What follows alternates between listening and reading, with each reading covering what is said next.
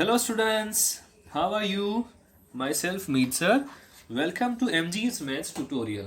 तो स्टूडेंट्स आज हम डिस्कस करने जा रहे हैं system of equation in matrix. Students ये वेरी मोस्ट यूजफुल कंसेप्ट होगा फॉर द जेडबलई मेन एंड एडवांस पर्पस। हर साल स्टूडेंट्स इसी पैटर्न का एक क्वेश्चन जेडबलई एग्जाम में आता ही है। तो चलिए स्टूडेंट्स अब इसको समझने की कोशिश करते हैं। स्टूडेंट्स आपको यहाँ पे तीन इक्वेशन गिवन है which is in our three variable, right. आप यहाँ से देख सकते हो students, first equation is a1x plus a2y plus a3z is equal to d1 as well as b1x plus b2y plus b3z is equal to d2 as well as c1x plus c2y plus c3z is equal to d3। तो students आपने यहाँ से देखा कि यहाँ पे आपको अलग अलग तीन वेरिएबल गिवन है। इसका मतलब यहाँ पे x axis, y axis and z axis के अकॉर्डिंगली बात होगी। हमने स्टैंडर्ड नंबर 10 के अंदर ऐसा देखा था, if two line is a parallel line it means it has no solution. तो यहाँ पे स्टूडेंट्स हम लाइन की जगह पे प्लेन के बारे में बात करेंगे, क्योंकि यहाँ पे आपको तीन वेरिएबल गिवन है। इसका मतलब you have to three axis. Okay, चलिए अब बात करते हैं ये जो इक्वेशन गिवन है, ये इक्वेशन को मैं मैट्रिक्स के फॉर्म में किस तरह से लिखता हूँ। यहाँ से आप देख सकते हो students, this is the variable of x x x, this is the variable y and this is variable z। अब मैं ऐसा बोलूँ, what is the coefficient of x? It is a1, it is b1 and c1 as well as what is the coefficient of y? It is a2, b2, c2 as well as in our third, what is the coefficient of z? It is a3, b3 and c3। तो जो भी coefficient है इसको मैं यहाँ पे लिख रहा हूँ। इसका मतलब a1, b1, c1, a2, b2, c2 and a3, b3, c3। अब आपको यहाँ पे मालूम है स्टूडेंट्स, यहाँ पे आपको तीन अलग अलग वेरिएबल गिवन है, X Y Z and X Y Z. अगर मैं यहाँ पे इस तरह से कुछ लिखता हूँ एक्स वाई जेड, तो इन दोनों का मल्टीप्लिकेशन जब आप करोगे, यानी कि ये आप फर्स्ट रो लेंगे और ये आप यहाँ से फर्स्ट कॉलम लोगे, यानी यहाँ पे तो आपको एक ही कॉलम गिवन है। इसका मतलब आप क्या करोगे students, first row is multiple with these all element. It means a1x plus a2y plus a3z is equal to d1। तो ये देखो आपका इक्वेशन हो गया। यानी कि यही इक्वेशन को अगर मैट्रिक्स के फॉर्म में लिखना है तो इस तरह से आप लिख सकते हो, राइट। अब यहाँ से एक दूसरी बात भी बनती है कि ये क्या है, एक मैट्रिक्स है और ये क्या है, दूसरा मैट्रिक्स है, और आपको इन दोनों का मल्टीप्लिकेशन करके एक तीसरा मैट्रिक्स मिल रहा है, ऐसा हम बोल सकते हैं। सपोज स्टूडेंट्स मैं क्या कर रहा हूँ, ये जो मैट्रिक्स है इसको मैं बोलता हूँ ए, और ये जो मैट्रिक्स आपको दिख रहा है जिसमें आपके पास एक्स वाई एंड जेड ये तीन वेरिएबल की वैल्यू अननोन है, तो इसको मैं बोलता हूँ कैपिटल एक्स। और जो आपको दूसरा मैट्रिक्स मिल रहा है उसको मैं बोलता हूँ बी। तो यहाँ से हम ऐसा लिख सकते हैं A X is equal to B, right. अब स्टूडेंट्स आपने ऐसा लिखा A X is equal to B, इसका मतलब यहाँ से दो अलग अलग केसेस बनते हैं। वो केसेस क्या है उसको समझने की कोशिश करते हैं। अगर मैं स्टूडेंट्स ऐसा बोलूँ value of B is equal to 0, it means यहाँ पे आपको जो d1, d2 एंड d3 की वैल्यू गिवन है वो सारी वैल्यू 0 के बराबर है। आप यहाँ से भी देख सकते हो स्टूडेंट्स, अगर आपको इस तरह से इक्वेशन गिवन है इज इक्वल टू यहाँ पे 0 लिखा हुआ है, यहाँ पे भी 0 लिखा हुआ है, एज वेल एज यहाँ पे भी 0 लिखा हुआ है। इसका मतलब मैं बोल सकता हूँ value of our B matrix is 0।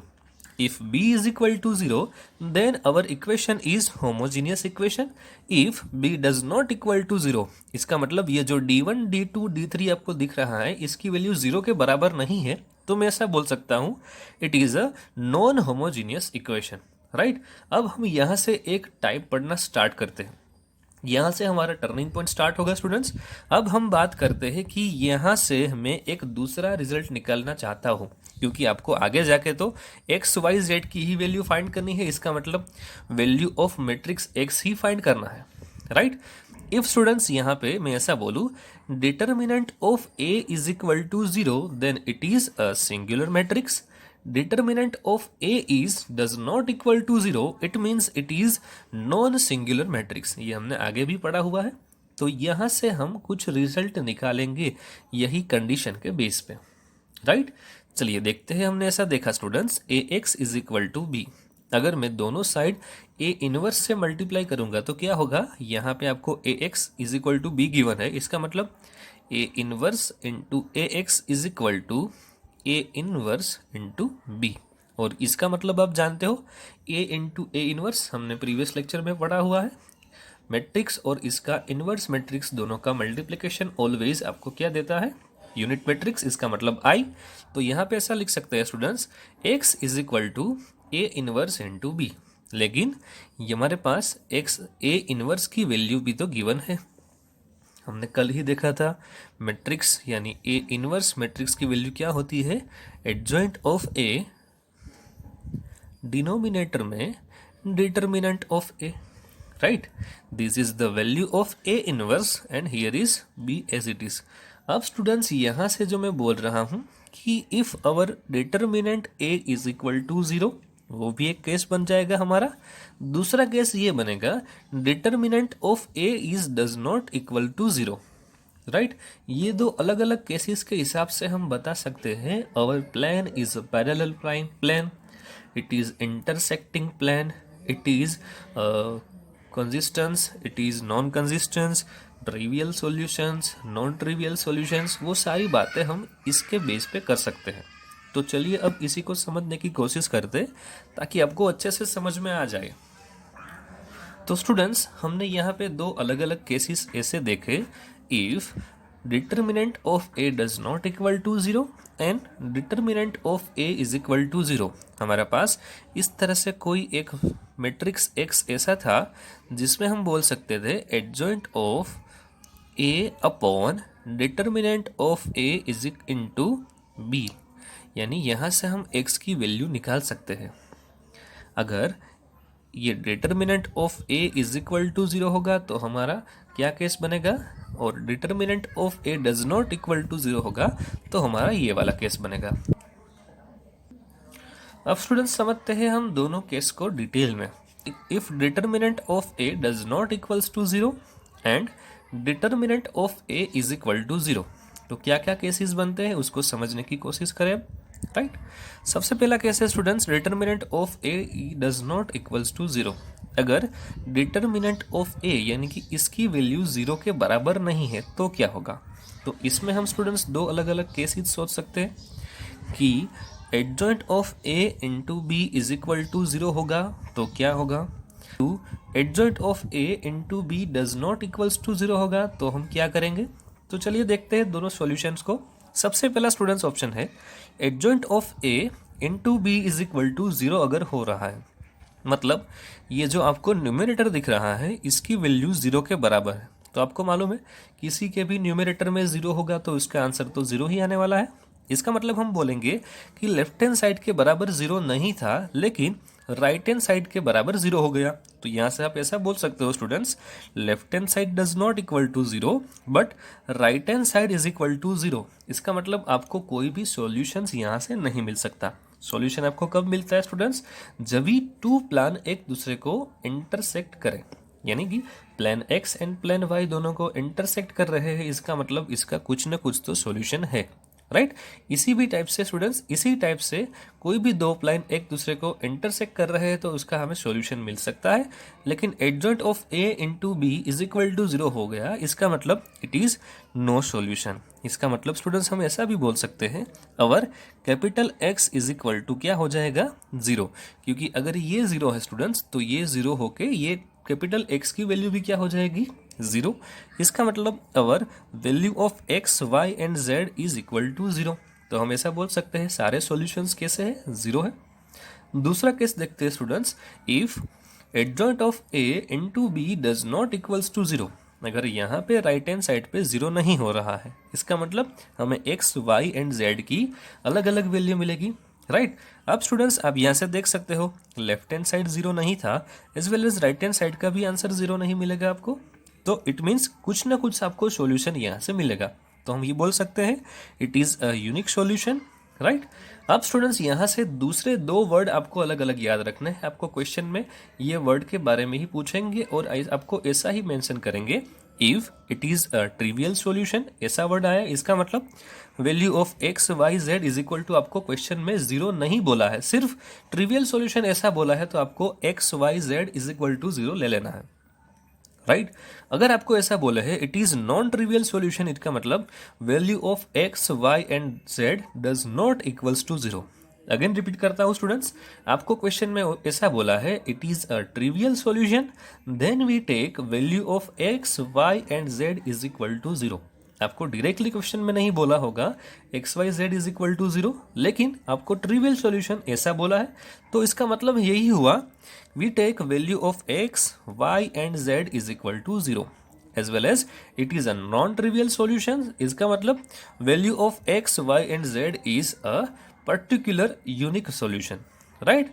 अब बात करते हैं second case, if determinant of a is equal to 0, determinant of A zero, इसका मतलब स्टूडेंट्स देखो इसकी वैल्यू जीरो हो गई, योर डिनोमिनेटर इज जीरो, तो यहाँ से हम बोल सकते हैं denominator is zero, it means it has many solution, यानी किसी भी नंबर के डिनोमिनेटर में आप जीरो सेट करो तो क्या हो जाएगा, इट इज इनफाइनाइट वैल्यू, यानी हम बोल सकते हैं it has infinite many solution, right तो यहाँ से फर्स्ट केस हम ऐसा लेते हैं adjoint of A into B is equal to zero, या फिर दूसरा केस ऐसा ले रहे हैं students adjoint of A into B does not equals to zero. तो यहाँ से आपको एक बात नोट करनी है students, determinant of A is equal to zero होते ही आपका न्यूमरेटर जीरो हो रहा है, ये आपका फर्स्ट केस। दूसरा केस क्या है, डिनोमिनेटर जीरो होते ही आपका न्यूमरेटर जीरो नहीं हो रहा है।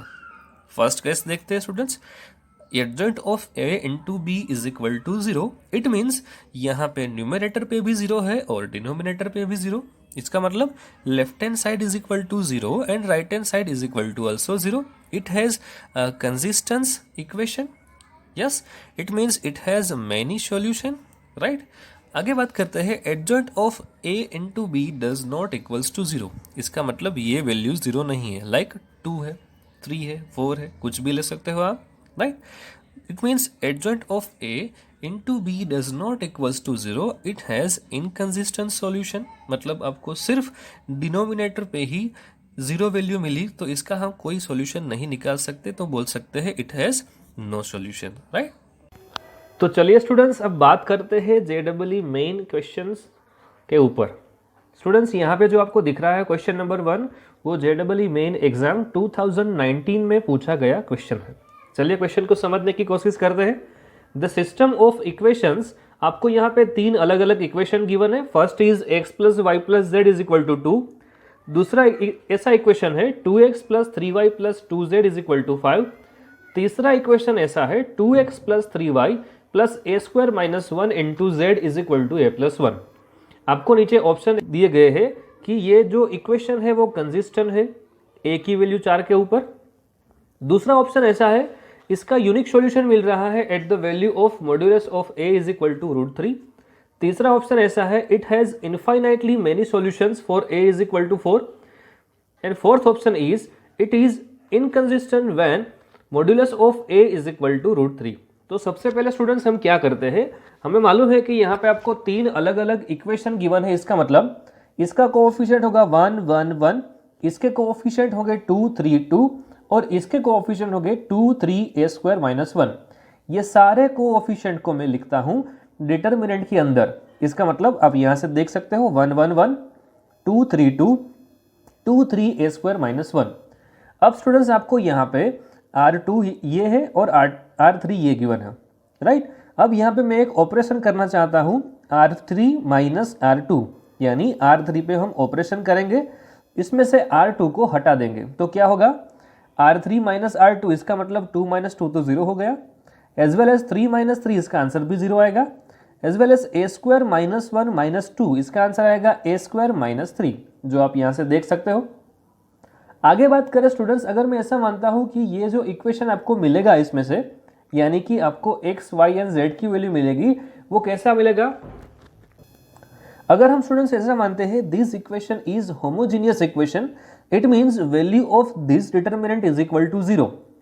इस डिटर्मिनेंट को एक्सपांड करते आपको ये मिलेगा ए स्क्वायर माइनस 3। अगर इसके बराबर 0 लेता हूं तो क्या होगा, a square minus 3 is equal to 0, then modulus of a is equal to √3। यानी कि स्टूडेंट्स जहां पे भी a स्क्वायर दिख रहा है वहां पे मैं 0 रखता हूं तो क्या होगा, चलिए देखते हैं इक्वेशन के अंदर। यहाँ पे आपको a स्क्वायर दिख रहा है, वहां पे आप 3 रखो तो क्या होगा, 3 - 1 इट इज 2z। तो एक बार चेक करो स्टूडेंट्स, यहाँ पे x का कोएफिशिएंट 2, यहाँ पे भी 2, y का कोएफिशिएंट यहाँ पे 3 है तो यहाँ पे भी 3 है, यहाँ पे z का कोएफिशिएंट 2 है तो यहाँ पे भी z का कोएफिशिएंट 2। इसका मतलब हम बोल सकते हैं स्टूडेंट्स ये दो जो प्लेन हमको मिल रहे हैं वो प्लेन एक दूसरे को पैरेलल है। हमने स्टूडेंट्स अगले स्टैंडर्ड में ऐसा देखा था 11th एंड 10th के अंदर, if two line is parallel it means coefficient of x coefficient of y are equal. अगर स्टूडेंट्स आपको यहाँ पे 3 वेरिएबल गिवन है, इसका मतलब क्या होगा कि तीनों के तीनों वेरिएबल के अगर कोएफिशिएंट इक्वल होते हैं तो हम बोल सकते हैं both plane is parallel to each other. तो हम बोल सकते हैं students from equation 2 and 3 which is parallel to each other where the value of a equal to 3। Again students हम ऐसा बोल सकते हैं कि अगर ये वैल्यू रखने पर, यानी a square is equal to 3 रखने पर हमें ऐसा मिलता है कि दो प्लेन एक दूसरे को पैरेलल मिलते हैं। इसका मतलब क्या होगा स्टूडेंट्स कि ये इक्वेशन इनकंसिस्टेंट हो गया, यानी यहाँ पे हमें सॉल्यूशन कुछ भी नहीं मिलेगा, इसलिए हम बोल सकते हैं इट हैज नो सॉल्यूशन। अगला क्वेश्चन देखते हैं students, if the system of linear equation 2x + 2y + 3z is equal to a, 3x - y + 5z is equal to b, x - 3y + 2z is equal to c, where a, b, c are non-zero real numbers, it has more than one solution। Students हमने आगे भी देखा हुआ है कि so many solutions, infinitely many solutions का मतलब क्या होता है, it has more than one solution। तो यहाँ पे आपको दूसरे वर्ड में ऐसा बोला है it has more than one solution। इसका मतलब हम कौन सा केस लेने वाले हैं, आपको मालूम है, if value of capital X is equal to 0 it means it has more than one solution, right students. तो यहाँ पे हम बोल सकते हैं x, y और z की भी वैल्यू क्या आने वाली है, 0 आने वाली है, राइट। तो मैं क्या कर रहा हूँ स्टूडेंट्स, यहाँ पे delta is equal to delta 1 is equal to delta 2 is equal to delta 3 is equal to 0। तो स्टूडेंट्स ये डेल्टा क्या है, डेल्टा 1 क्या है, डेल्टा 2 क्या है, डेल्टा 3 क्या है, इसको समझने की कोशिश कर रहे हैं स्टूडेंट्स। एक रूल आता है क्रैमर रूल, उसी मेथड से हम आगे बढ़ेंगे अभी। अगर स्टूडेंट्स मैं आपको ऐसा बोलता हूँ what is the value of delta 1, तो आपको क्या करना है, डेल्टा 1 का मतलब आपको जो फर्स्ट कॉलम के एलिमेंट है, जो ओरिजिनल फर्स्ट कॉलम के एलिमेंट है, वो एलिमेंट कौन कौन से है। देखो यहाँ पे आपको फर्स्ट इक्वेशन गिवन है, इसका कोएफिशिएंट है 2, इसका कोएफिशिएंट है 3 और इसका कोएफिशिएंट है 1। ये 2, 3, 1 को हटा करके हमें इसका जो भी हमें कांस्टेंट टर्म गिवन है, यानी d1 की जो भी वैल्यू हमारे पास है ये है a, d2 की वैल्यू जो भी हमारे पास है b और d3 की जो भी वैल्यू हमारे पास है c, उसको हम लिखेंगे किसकी जगह पे लिखेंगे, a1, b1 एंड c1 की जगह पे, right. It means it replaced by d1, d2, d3। तो आप यहाँ से देख सकते हो डेल्टा 1 की वैल्यू यहाँ पे क्या रखी हुई है स्टूडेंट्स, 2, 3, 1 नहीं रखा है, यहाँ पे a, b एंड c रखा हुआ है। मैं ऐसा बोलूँ डेल्टा 2 की वैल्यू निकालो तो क्या करोगे स्टूडेंट्स आप, ये जो y के कोएफिशिएंट है ना 2, -1 एंड -3, इसको हटा करके हम इसकी जगह पे a, b एंड c रखेंगे तो क्या होगा हमारा डिटर्मिनेंट। चलो देखो यहाँ पे 2 एज इट इज रहेगा, यहाँ पे 3 एज इट इज रहेगा और यहाँ पे 1 एज इट इज रहेगा। अब आपकी बारी आई C2 पे, यानी स्टूडेंट्स C2 पे हम क्या करेंगे, A, B एंड C। इसका मतलब ये क्या था हमारा D की वैल्यू हम रखेंगे यहाँ पे, राइट। और ये जो थर्ड वैल्यू है 3, 5 एंड 2 वो एज इट इज रहेगा। एज वेल एज मैं आपको बोलूँ डेल्टा 3 की वैल्यू क्या होगी, तो आप क्या करोगे स्टूडेंट्स, ये जो एलिमेंट है 2, 3, 1 इसको हम एज इट इज रखेंगे, ये y के जो भी कोएफिशिएंट है उसको भी हम एज इट इज, इसका मतलब 2, -1 एंड -3 एज इट इज। सिर्फ ये जो आपको C3 दिख रहा है ना उसकी जगह पे हम क्या रिप्लेस करेंगे, A, B, C। तो यहाँ पे रिप्लेस हो गया। इसका मतलब जब भी आपको इनफाइनाइटली मेनी सॉल्यूशंस गिवन होते हैं तब क्या होता है, delta is equal to delta 1 is equal to delta 2 is equal to delta 3 is equal to 0। तो मैं डेल्टा 1 ले रहा हूँ, यहाँ पे आप डेल्टा 2 लेके भी सोल्व कर सकते हो, डेल्टा 3 लेके भी सोल्व कर सकते हो, सभी जगह पे आंसर तो एक ही आने वाला है। अगर डेल्टा 1 मैंने यहाँ पे लिया तो क्या होगा स्टूडेंट्स, आपको आंसर ए बी सी के फॉर्म में मिलेगा। अगर यहाँ पे आपने सिर्फ डेल्टा लिया होता तो ए बी सी इस डिटर्मिनेंट में आते ही नहीं और आपको ए बी सी के फॉर्म में आंसर नहीं मिलता, राइट। तो यहाँ पे मैंने डेल्टा 1 की डिटर्मिनेंट की वैल्यू निकाली हुई है, वो वैल्यू मैंने कुछ इस तरह से आपको मिल रही है, a into 13, 2 into 5c minus 2b, 3 into minus 3b plus c।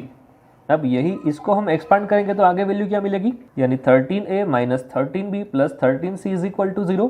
13 सब में से कॉमन आ गया और यहाँ पे क्या बना, 13 bracket of a minus b plus c is equal to 0। It means a minus b plus c is equal to 0। Check करो ऑप्शन कोई ऐसा गिवन है, नहीं है।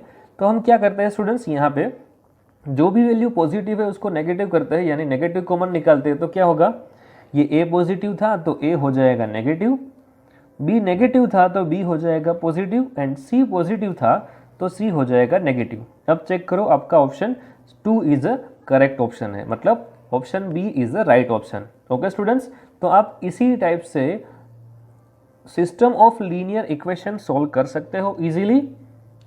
Okay students, thank you for watching this video.